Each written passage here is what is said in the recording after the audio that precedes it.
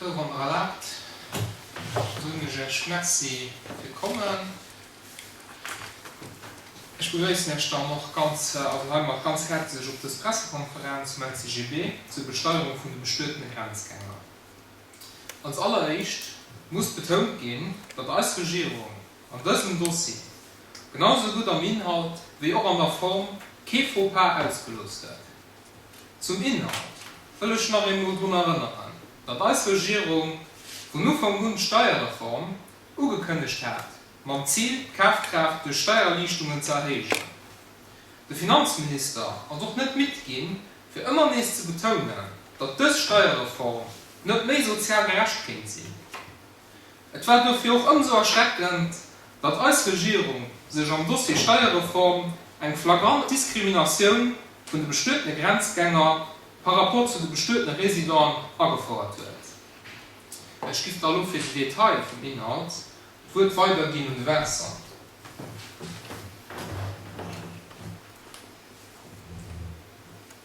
Merci Christophe. Donc effectivement, cette réforme fiscale va amener des grands changements pour les non-résidents. Donc comme vous le savez, à partir du 1er janvier 2018, tous les contribuables non-résidents mariés seront automatiquement rangés dans la classe d'impôt 1, classe normalement réservée aux célibataires. Alors que les contribuables résidents mariés seront d'office rangés en classe d'impôt 2.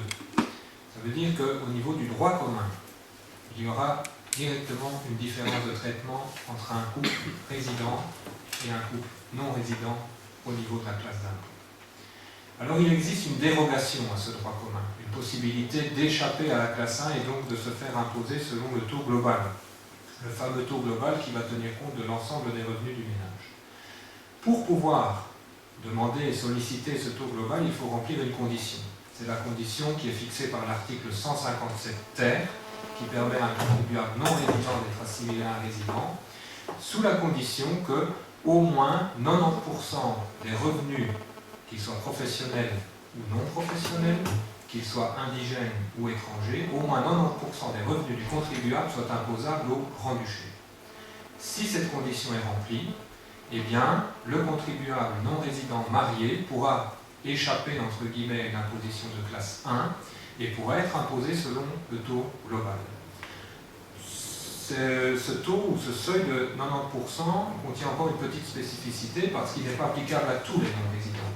Il faut savoir qu'il va s'appliquer à tous les non-résidents sauf aux Belges, parce que la convention fiscale belgo-luxembourgeoise contient une petite, je vais dire petite mais qui a son importance, spécificité qui fixe le seuil à 50% des revenus. Donc si on a au moins 50% de ses revenus imposables au Luxembourg, on peut être assimilé à un contribuable résident et donc on remplit la condition de l'article 157. Alors le taux global, comment est-ce qu'il va être fixé? Bien, il va être fixé selon le principe d'une imposition collective en classe 2. Et pour ce calcul, eh bien, l'administration des contributions va prendre en considération tous les revenus du ménage. Les revenus, comme je l'ai dit, professionnels et non professionnels, les revenus indigènes, c'est-à-dire d'origine luxembourgeoise, et les revenus étrangers. Et ce calcul, cette imposition collective, va donner un taux d'imposition qui sera appliqué aux contribuables non résidents. Alors, on ne va pas revenir là-dessus, c'est le principe de la mondialisation, c'est un système qui va alourdir la charge fiscale par rapport à la situation actuelle de bon nombre de contribuables mariés non résidents, parce que ces revenus étrangers vont faire gonfler le taux d'imposition. Ça, c'est le premier aspect, mais ce n'est pas ça le point aujourd'hui. Le point aujourd'hui, c'est que beaucoup de contribuables non résidents mariés ne parviendront pas à remplir cette condition qui est fixée par l'article 157 ter, et donc ne parviendront pas à se faire imposer selon le taux global et seront contraints et forcés de subir une imposition en classe 1. Et ça, c'est le vrai problème. On vous cite quelques exemples.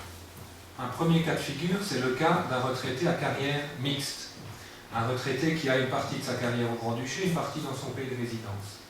Si plus de 10% de son revenu provient justement des parts de pension étrangère, il n'est pas dans les conditions du 157 ter. Et donc même s'il est marié, ce retraité n'aura pas accès au taux global et il sera imposé en classe 1, ce qui n'est pas juste, ce qui n'est pas correct et ce qui est discriminatoire.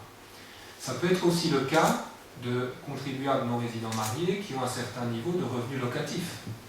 Dès le moment où des revenus locatifs dépasseraient le seuil de 10%, du revenu, eh bien de nouveau, il ne rentre pas dans les conditions du 157 thème.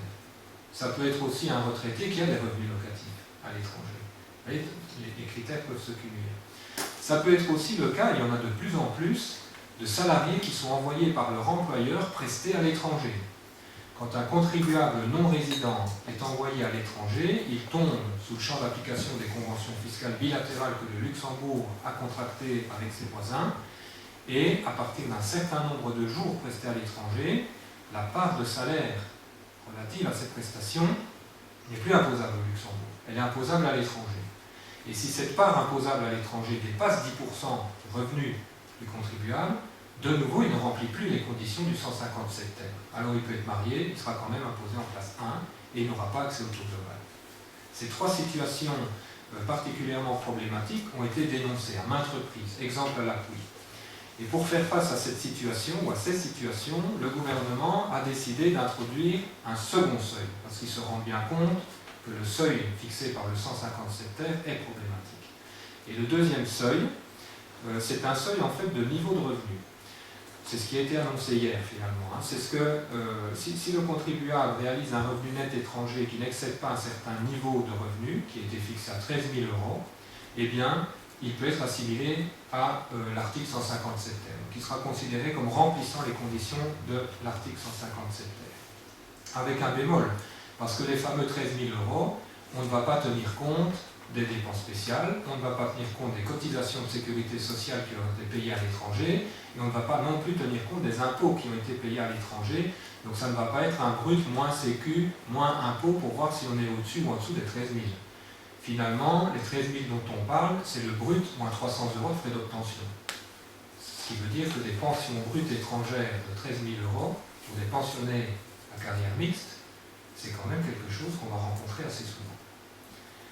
Alors par rapport à cette formule, mais nous évidemment on n'est pas d'accord, c'est l'objet de la conférence de presse d'aujourd'hui, parce qu'elle n'apporte pas une solution à tous les cas de figure et elle ne règle pas le principe de la différence de traitement.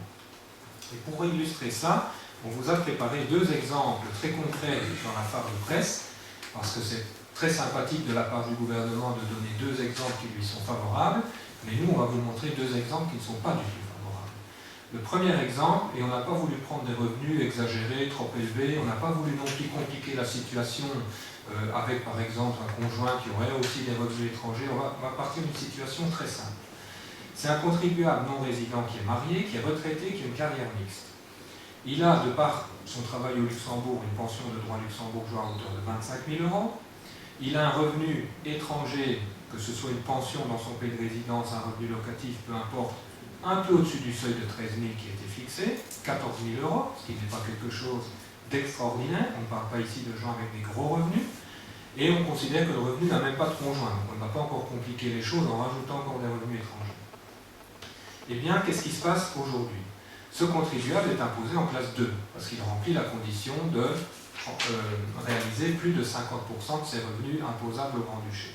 Et en classe 2, il était imposé sur ses 25 000 € et payait 135 € d'impôt. En 2018, qu'est-ce que la nouvelle règle introduit? On va procéder en deux étapes. La première étape va être d'abord de vérifier si ce contribuable doit être imposé en classe 1 ou s'il a accès au taux global. Et par rapport à cet accès au taux global, on va vérifier s'il remplit la condition du seuil, le fameux article 157 ter, la règle des 90% de son salaire imposable au Luxembourg. Et qu'est-ce qu'on constate? Si c'est un frontalier français ou allemand, ces 14 000 € de revenus étrangers sont supérieurs à 10% et donc il ne va pas remplir la condition du 157 ter. Si c'est un frontalier belge, avec la règle des 50% de revenus imposables, il la remplit. Donc il y a déjà ici une grande différence. C'est que le belge va avoir accès au taux de par ce premier critère, le français ou l'allemand n'aura pas accès au taux. Et pour ces deux frontaliers, on va alors vérifier le nouveau deuxième critère, le nouveau deuxième seuil qui a été annoncé avec tambour et trompette hier.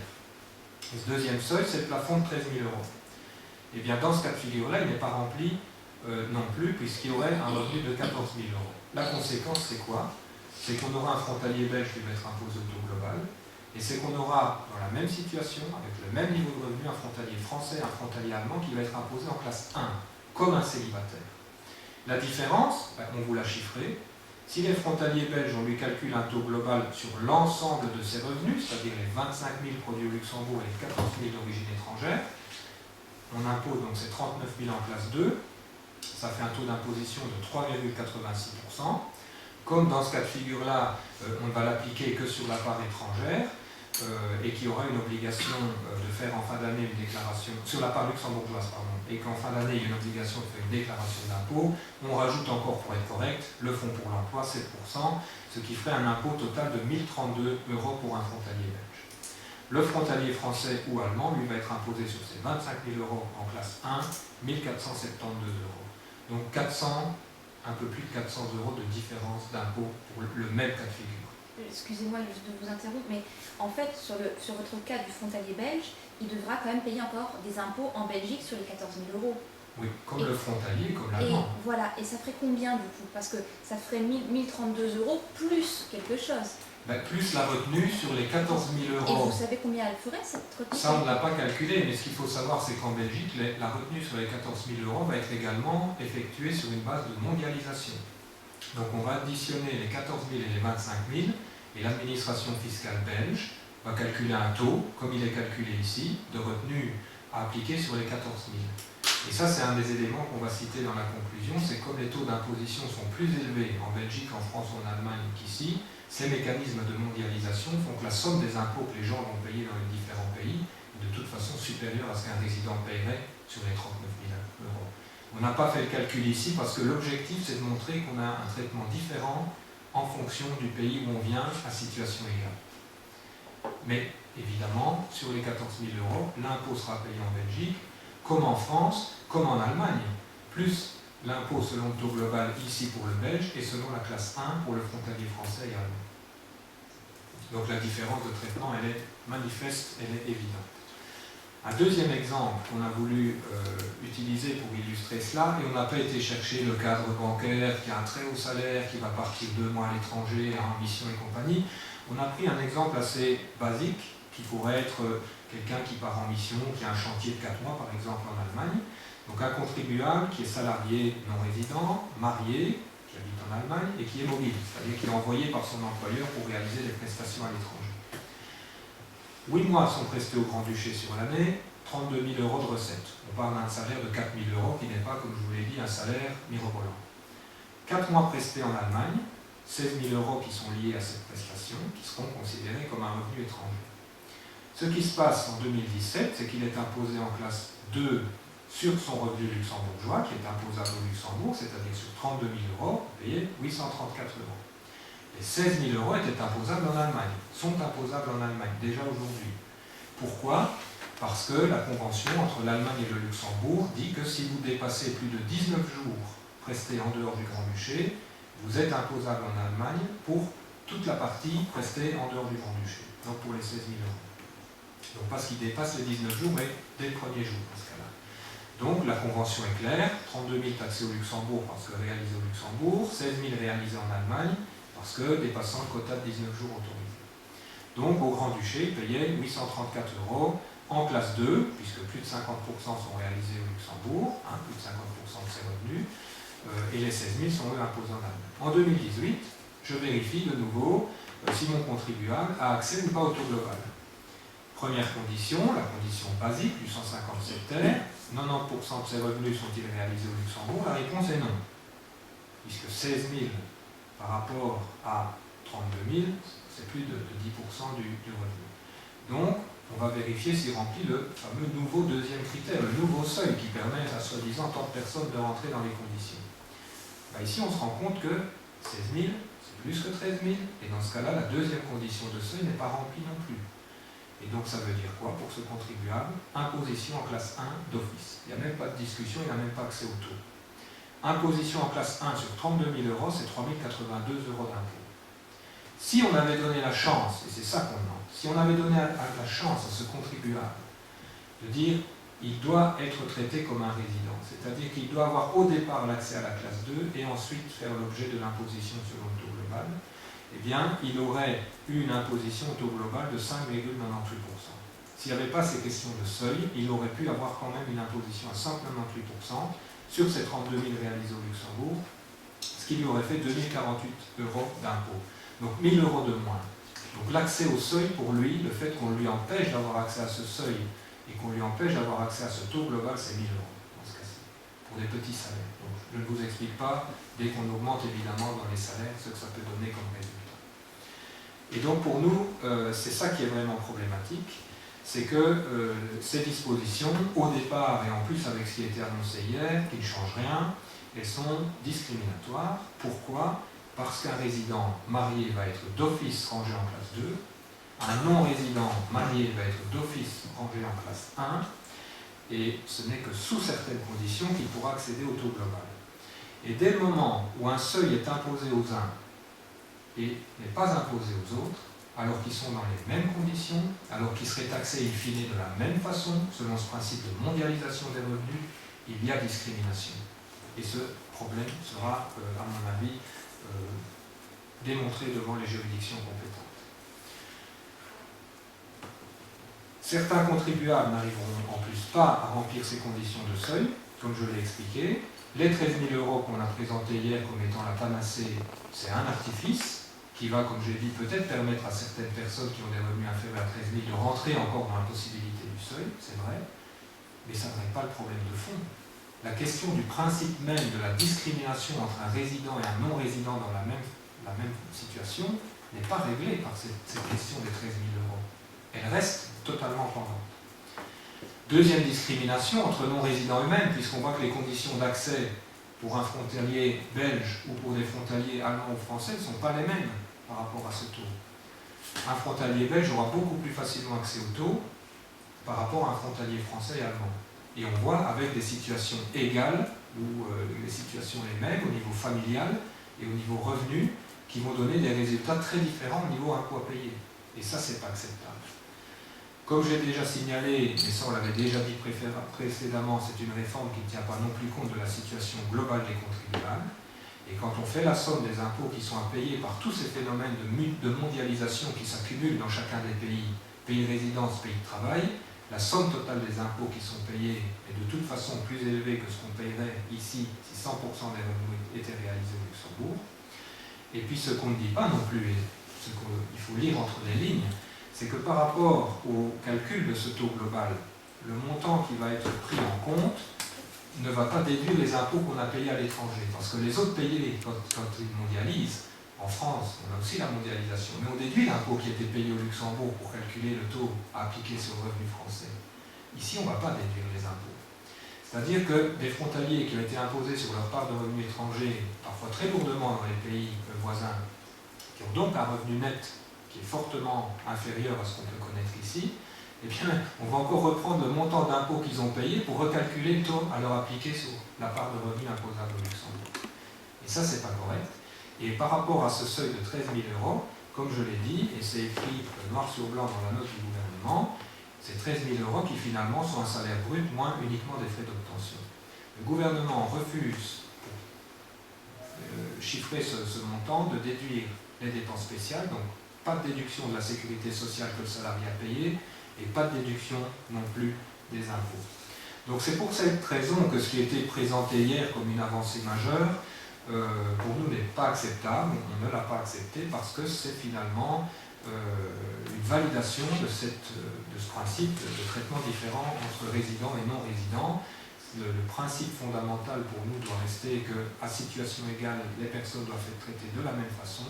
Ce qui est annoncé hier ne permet pas de garantir ce principe, que du contraire. Il appuie encore un peu plus le traitement différencié sur nos pays de résidence, et c'est pourquoi c'est pour nous inacceptable.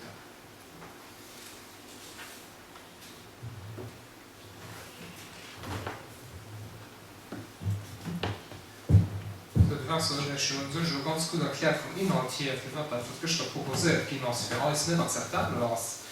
Ich gebe da nur noch Schlussmerker ganz kurz auf die Form von dem ganzen Angebot. Das heißt, zur Form muss ich auch viel geben, dass die Regierung sich an Dossier Steuerreform, ob man so einen Punkt treu bleibt. Die Sozialpartner, die die Regierung selbst kritisiert, gehen an den Neck gestartet. Und es geht am Schmusekox mit dem Sozialpartner geschafft, der durch die Ministerin Herr Peif tanzt. Wie ist das anders zu erklären? dass die Regierung Heinis unilateral Verhandlungen gefordert wird und zusammen mit einer Gewerkschaft Auftritt möchte, für große soziale Errungenschaften zu vermarkten, die keinen Sinn. Schon am Dossier Bourse d'études hat die Regierung ohne den LCGB am stillen Kämmerlein just mit einer Gewerkschaft einen Akkord über die Indexierung von der Bourse verhandelt. Und das mit großem Tamtam zusammen am Februar 2016 an der Pressebrief getroffen. Kurz nach diesem Test gemächtet, hat die Regierung dann am Dossier Kammergeld noch einen Schritt noch gelöscht, wie sich der Adaptationsmechanismus für Familienleistungen trotz Beteiligung von allen Gewerkschaften Arbeitsgruppe ohne Präsenz vom LCGB auf einer Pressekonferenz präsentiert wird. Die letzte Rückumstehen vor der Pressekonferenz verwischt. Von Januar bis Juli 2017 und 3 gemeinsame Reunionen zwischen den Gewerkschaften und dem Finanzminister stattfand, wo am Laufe der Gespräche klar herauskommt, dass die Regierung 90%-Regelung für die Frontalien nicht aufschaffen will und alle Reproche von Diskrimination von der Hand gewiesen wird. Die einzige Gewerkschaft, die sich halt permanent gegen das Diskrimination ausgeschwert wird, ist den LCGB. Nachdem es mir den 6. Juli noch lange Diskussionen endlich eine schriftliche Position vom Finanzminister Krute, hat den LCGB den 11. Juli dem Staatsminister und dem Finanzminister an einem Brief in Position zur Regierungspropos mitgeteilt. Erstens, den LCGB ist d'accord mit der Propos für die Individualisierung und Zugang auf nur Auflauf und Steuerhöhe zu ermöglichen. Das war eine von den Hauptkritiken von unserer Gewerkschaft, der heute Rechenschaft gedroht wird. Die geplanten Änderungen können auch noch alle besteuerten Steuerzahler so gut, die sich für die Individualbesteuerung interessieren. Zweitens, und das schon gesagt gehen, den LCGB als Geld dafür von einer zweiten Säule nicht der 90%-Regelung, weil das bedeutet, dass die aktuelle Diskrimination, die am Steuergesetz steht, weiterhin bestehen bleibt. Eine andere Position auf diesem Punkt wird für den LCGB nicht denkbar gewesen, weil Gleichbehandlung ist keine Verhandlungssache. Es ist ein demokratisches Grundprinzip, für den eine Regierung an alle Gewerkschaften antreten ist. Der LCGB ist dafür schockiert, dass heute am Rücken von der Frontalien, die immerhin 50% von der Arbeitskraft zu bestellen, ein fauler Co-Handel über de facto wegtäuschen, dass ein Teil der Steuerzahler Opfer von einer gesetzlichen Ungleichbehandlung sind. Eine Diskrimination schaut nicht auf, indem sie darüber verhandelt und sie da punktuell entschärft. Das was ein Armutszeugnis für die Regierung, die mit ihrer Reform für mehr Steuergerechtigkeit sorgen will. Das ist auch für allem ein Skandal, dass eine Gewerkschaft heute bereit ist, eine klare Diskrimination zu unterstützen und sind die Rechte von den Frontalien regelrecht bradiert. Die LCGB refusiert strikt so eine Politik und hat das auch klar und die Regierung mit seinem Kurier vom 11. Juli 2017 abgelehnt. Die LCGB hat einmal dort eine Karte geschafft, etwas, was unsere Regierung fremd zu sich scheint. Wie also das zu erklären, dass die LCGB unter seinem Kurier vom 11. Juli nicht mehr vom Finanzminister hören hört, und 2 Wochen darauf über die Umwehr auf die Pressekonferenz vom 27. Juli aufmerksam gemacht wird. Aber wie also dann nicht zu erklären, dass die Detailer und die zweite Säule für Frontalien unter dem 11. Juli noch einmal angepasst werden. Hier hat die Regierung klar ohne den LCGB weiter verhandelt, für nächst kostet es, was es wolle, an der Presse glänzen zu können. Das Minimum von Anstand wäre gewesen, dass die Regierung heute mit allen Partnern weiter verhandelt hat oder im anderen Fall hier Responsabilität geholt hat, indem sie auf Basis von den einzelnen Positionen selber tranchiert und dann die einzelnen Partner am Bild setzt, über die Decision final auf diesem Dossier. Responsabilität holen ist ganz klar nicht, was diese Regierung besonders zu interessieren scheint.